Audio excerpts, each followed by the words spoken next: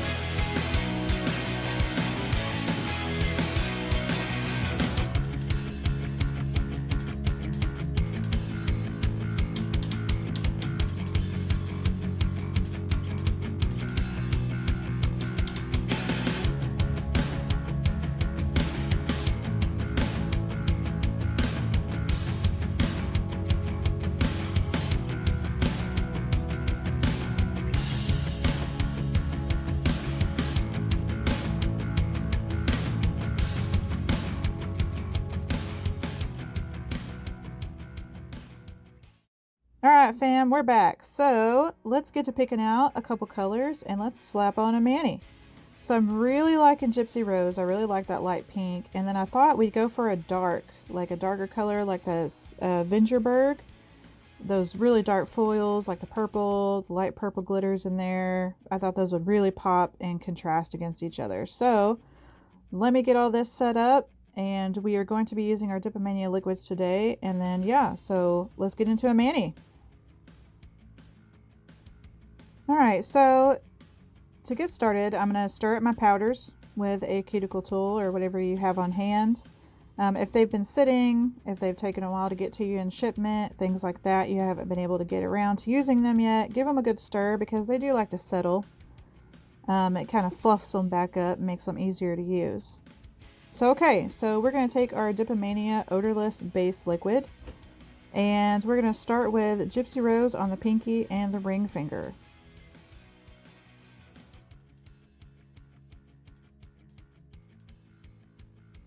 All right, we're going to keep these layers really, really thin, okay, because we don't want it to get too bulky since this is actually going on a natural nail. And I do have a little bit of peel base underneath these colors as well. I forgot to mention that. All right, so middle finger, pointer finger, and thumb are going to be this Vingerberg. This is so gorgeous. Okay, so with foils and glitters, you're going to want to make sure you tap those down. You want those glitters to lay as flat as possible. So just give them a little squish with the finger.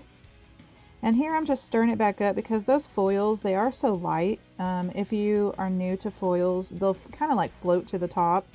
So you'll watch me, I kind of give them a stir around because I don't want just foil, you know, I want the whole shebang. I want all the glitter, you know what I mean, Vern? So I give them a little stir. And yeah, so that's how I kind of get those glitters back mixed up in there and get those foils pushed back down into the whole mix. And then always make sure you are clearing your cuticle with a cuticle tool if you go all the way to your cuticle. Some people like to go halfway up the nail on their first pass. And yeah, I'm just going right up there, guys. We're going to keep these layers thin. I'm going to do 2 coats of each color. All right, so we got our thumb done. We're going to give it a little dust off before we start our second pass. And that's how we're looking. Very cute. I love this purple. It's almost kind of like a, oh, how do I describe it? Like a metal silver purple, right? It's not like a violet or, you know, like a purple. I'm really digging that. And this pink shimmer, like the Gypsy Rose, ooh wee baby, it went on like a dream. So soft, so soft. All right, so again, we're going in for our second pass. We're gonna keep them liquids thin, baby, thin. You do not want these to be thick whatsoever. Got to keep that bulk down. And as always, I'm going to leave everything linked in the comments down below. If you like this video, please like and subscribe. I'd love to have you as part of the Dreadful fam. I'm always coming out with a couple videos each week.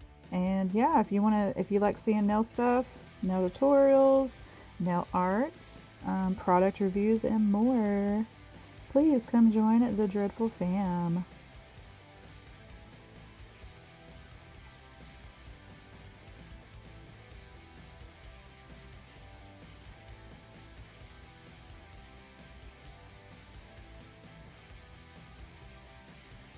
All right, we're gonna get that second coat on that pointer finger. Give it a little tap down. Tap, tap, tap-a-roo. Give it a little scrapey scrape.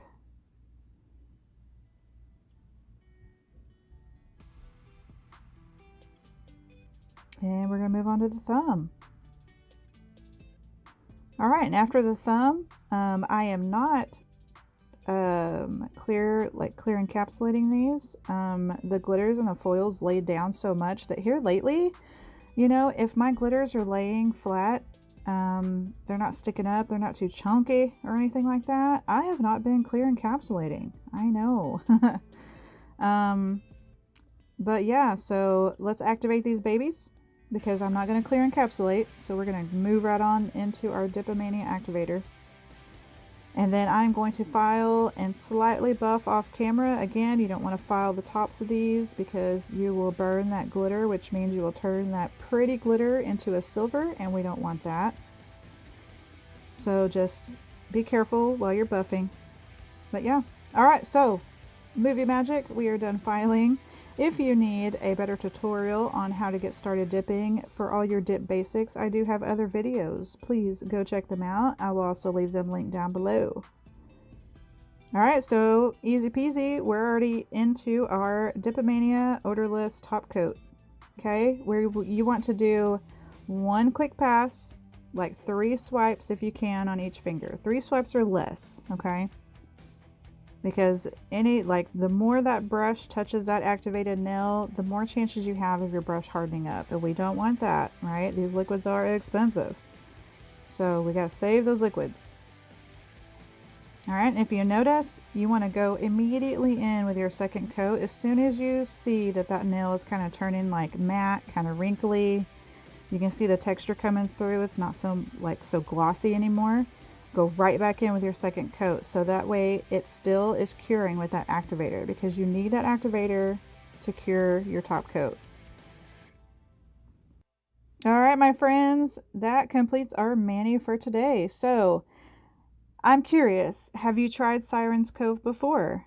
If you haven't, what was your favorite color out of this video? I'm dying to know, because I really enjoyed this Gypsy Rose and Vingerberg. I think they were my favorite. Ooh, and the Empress, because y'all know I love a good red. Okay, so that's going to be my next mani for sure. Anywho, all right, so you can find all these lovely colors at sirenscovenails.com. And that's all I have for you today, guys. Until next time, bye.